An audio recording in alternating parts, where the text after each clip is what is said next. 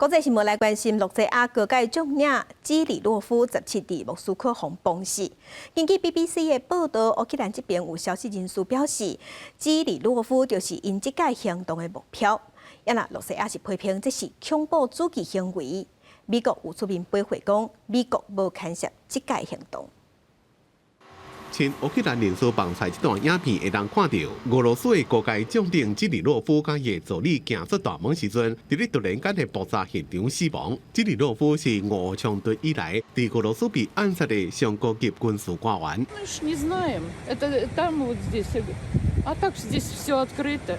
俄罗斯调查委员会封锁现场进行调查。俄罗斯官方媒体报道，这边爆炸威力差不多是300克 TNT 黄色炸弹。案发了后，炸弹专家过入附近的范围，无发现其他爆炸装置。 Произошедшее квалифицировано как теракт, убийство, незаконный оборот оружия и боеприпасов. 乌克兰安全局一位消息人士承认，代志是乌克兰做的，讲基里洛夫是合法的目标，昨日起诉伊犯战争罪，就要为大规模使用禁制类化学武器负责。 俄罗斯北国高官被暗杀，严过发生伫咧莫斯科的行动无罪。 It's not something that we were involved. 54岁基里洛夫是俄罗斯辐射化学甲生物防护部队的司令。今年10月，英国以监管化学武器是克里姆林宫放假消息的主要人士为理由，对基里洛夫实施制裁。乌克兰安全局讲，基里洛夫下令动用化学武器超过4800遍。 在战争期间，有超过2000位乌克兰军人因为化学中毒丧医，